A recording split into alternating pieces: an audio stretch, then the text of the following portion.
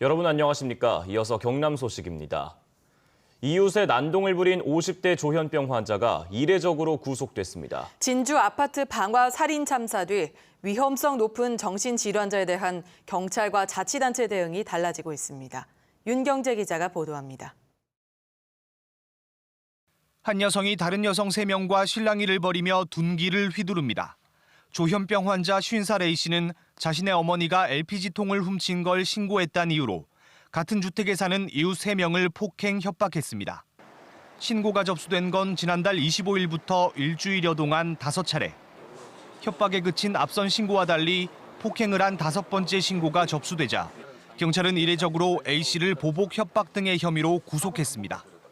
A씨가 지난 2007년 조현병 진단을 받은 뒤 10년 넘게 치료를 멈췄고 폭력 수위가 높아진 점으로 미뤄 재범 우려가 크다고 본 겁니다. 수차례 난동 신고에도 입원이나 구속 시도를 하지 않은 안인 등에 대한 대처와 완전히 달라진 모습입니다. 이영군 정신질환자에 대해서 저희가 전수조사도 하고 또 관련 기관에 확인도 해가지고 피해자가 조현병이라는 걸 알아냈습니다. 또 정도도 봐서 계속 심해져가지고 격리시키기로 구속 조치하였습니다. 시민들의 신고도 크게 늘고 있습니다. 지난달 진주에서 행정과 응급입원 의뢰는 122건으로 지난 1에서 3월 석 달 동안의 전체 신고 건수를 뛰어넘었습니다. 정신질환자 관련 민원이 크게 늘면서 지자체도 질환자 관리에 모든 힘을 쏟고 있습니다. 현재 상태를 파악하고 고위험 대상이나 약물치료 중단 우려가 있는 분들을 집중적으로 관리하고자 합니다. 진주 방화 살인 참사 뒤 전국에서 조현병 환자의 극단적인 범죄가 잇따르면서 경찰과 지자체 대응이 적극적으로 바뀌고 있습니다. KBS 뉴스 윤경재입니다. 대통령 별장이 있어 대통령의 섬으로 불리던 거제 저도가 오는 9월부터 일반인의 시범 개방됩니다. 하지만 개방 범위를 놓고 국방부와 자치단체가 아직 이견을 보이고 있어 당분간 완전 개방은 쉽지 않아 보입니다. 보도에 황재락 기자입니다. 유람선 선착장으로 시민들이 하나둘 모여듭니다. 올해 말 거제 저도의 시범 개방을 앞두고 지역 주민 150여 명이 처음으로 저도를 돌아보기 위해서입니다. 배를 타고 불과 10여 분. 저도의 추억으로 유명세를 탄 대통령 별장과 해변이 눈앞에 펼쳐집니다. 반세기 넘게 민간인의 출입이 통제되던 낯선 풍경에 사람들은 기념사진을 찍기 바쁩니다. 너무 좋습니다. 너무 크고 실제로 이렇게 접하기는 처음이거든요. 우리 거제시로 왔다는 자체가 너무 좋아요. 거제시와 국방부는 오는 9월부터 1년 동안 주 5회 하루 600명에게 저도를 시범 개방하기로 했습니다. 하지만 대통령 별장이던 청해대를 포함해 세부 개방 범위에 대해선 아직 이견을 보이고 있습니다. 국방부가 저도에 대한 군사시설 유지를 강하게 요구하고 있어 반쪽 개방이라는 우려도 적지 않지만 저반시설 마련과 관리 비용을 고려하면 거제시도 서두르지 않겠다는 입장입니다. 시범 개방에 대한 준비를 보다 철저히 하고 이제 국민들한테 저도가 완전히 개방이 되어서 국민들의 저도를 찾고 그리고 나아가서는 완전한 소유권 반환까지 이룰 수 있도록. 조선업 불황을 겪고 있는 거제 시민들은 저도 개방이 지역 관광산업에 새로운 활기가 되길 기대하고 있습니다. 하지만 저도가 거제 시민들의 품으로 온전히 돌아오기에는 아직 더 시간이 필요해 보입니다. KBS 뉴스 황재락입니다. 스캔스쿠버들은 등에 매단 공기통이 고장날 때를 대비해서 비상용 호흡 장비를 가지고 물에 들어가는데요. 이처럼 생명과 직결된 비상용 호흡 장비를 안전 검사도 없이 시중에 유통한 일당이 해경에 붙잡혔습니다. 이런 제품들 군부대에까지 대량 납품됐습니다. 이형관 기자입니다. 해경이 수입업체 사무실에서 중국산 비상용 공기 호흡 장비를 찾아냅니다. 안전검사를 받지 않은 제품입니다. 물속에 제품을 넣었더니 공기가 새어나옵니다. 불량 제품인 겁니다. 새 제품이라도 이미 공기가 빠져나간 상태라 물속에서 무용지물입니다. 해경 조사 결과 법이 정한 한국가스안전공사의 안전검사를 받지 않은 것으로 드러났습니다. 보통 비상용 공기 호흡 장비를 쓰면 수중에서 5분 정도 호흡이 가능한데 이처럼 공기가 새는 불량 제품을 쓰면 생사를 결정짓는 골든타임을 놓칠 수도 있습니다. 해경에 적발된 또 다른 수입업체는 미국산을 수입해 군부대에 대량 납품한 것으로 확인됐습니다. 안전검사도 받지 않은 제품이 K21 전차에 비치됐습니다. 안전검사를 거치면 KC 표시가 새겨지지만 육군은 이를 확인도 하지 않고 지난 2014년부터 최근까지 매년 이 장비를 구입했습니다. 업체에서 조금 더 잘 확인을 해줘야 되는 부분도 있는데 꼭 중요한 구성품은 아니라서 외관하고 수량 정도 확인하는 어떤 저희 품질. 이렇게 판매된 제품이 1000여 개. 이들 일당은 안전검사 없이 인터넷을 통해 시중에 판매하거나 군부대에 납품해 5억 6천여만 원을 챙겼습니다. 중국산의 경우에는 10만 원 상당에 수입돼서 40에서 50만 원 상당의 일반 시중에 판매되었고 미국산의 경우에는 20만 원 상당에 수입돼서 50에서 60만 원 상당의. 창원해경은 고압가스 안전관리법 위반 혐의로 수입업자 47살 김모 씨 등 2명과 군부대에 납품한 또 다른 수입업자 60살 강모 씨 등 3명을 불구속 입건했습니다. KBS 뉴스 이형관입니다. 찬반 갈등을 겪은 경남 학생 인권 조례안이 지난 15일 도의회 교육위원회에서 부결됐습니다. 조례 반대 측은 부결을 환영했지만 조례 찬성 측은 이 직권 상정을 해서라도 제정을 해야 한다고 도의회를 압박하고 나섰습니다. 박상현 기자입니다. 손을 들으십시오. 도의회 교육위가 학생인권 조례안을 부결시키자 찬성 단체들은 행복한 학교를 만들자는 도민의 바람을 무시했다며 본회의 직권 상정을 요구했습니다.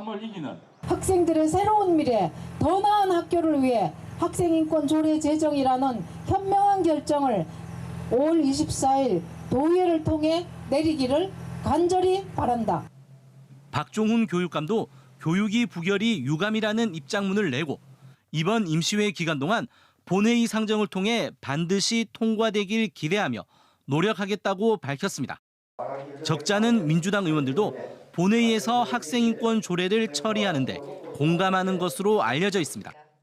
다만 본회의도 학생인권 조례 통과를 보장할 수 없어 직권상정 실행 여부는 불투명합니다.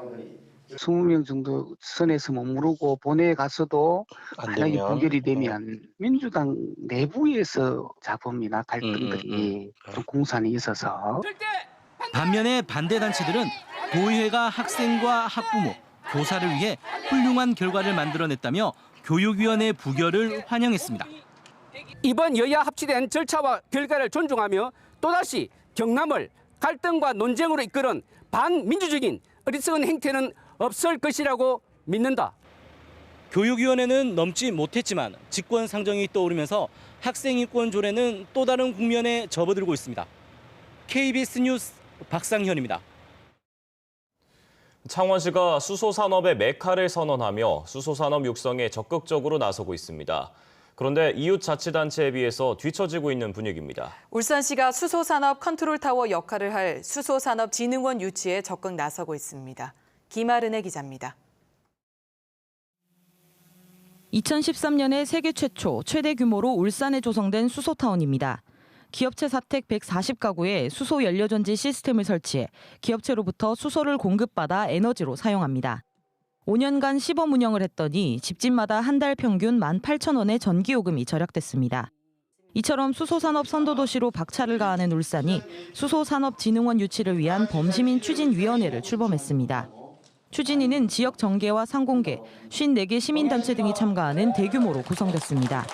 특히 별도 조직을 꾸려온 여야 정치권도 울산 유치라는 공감대 속에 한데 모였습니다. 수소산업진흥원은 2050년까지 2,500조 원 규모로 성장이 예측되는 수소경제의 컨트롤타워 역할을 하게 될 국가정책연구원입니다. 울산시는 수소산업진흥원을 유치해 수소경제의 중심으로 거듭날 것을 기대하고 있습니다. 수소경제를 중앙정부, 특히 청와대에 가서 강력히 요구했고 우리의 쟁탈전이 여기에 수소산업진흥원에 많이 집약돼 있습니다. 전문가들도 정부의 수소경제 활성화 정책에 맞춰 울산이 에너지 허브 도시로 도약할 수 있는 절호의 기회로 보고 있습니다. 울산에 지금 석유공사가 와 있고요, 에너지관리공단이 와 있고, 에너지경제연구원 등 여러 기관들이 와 있습니다. 거기에 이제 수소산업진흥원이 있으면 사실 이곳에서 이제 일정한 시너지가 발생할 수가 있고요. 에너지 허브라는 어떤 또한 상징성도 함께 울산이 가질 수 있지 않을까 싶습니다. 그러나 유치전에 뛰어든 다른 도시들과 치열한 경쟁을 거쳐야 합니다. 수소 생산기지 구축 사업을 유치한 창원은 수소산업 특별시로 거듭나겠다는 포부를 밝혔고 광주는 수소차 허브 도시를 선포했습니다. 범시민 추진위는 2024년 수소산업진흥원 유치를 목표로 10만 명 서명운동에 나서며 시민들의 동참을 당부했습니다. KBS 뉴스 김아른입니다.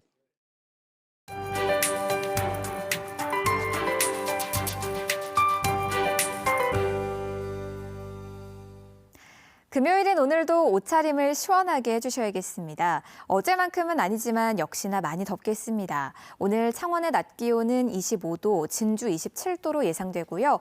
합천은 28도까지 오르면서 평년 기온을 4도가량 웃돌겠습니다.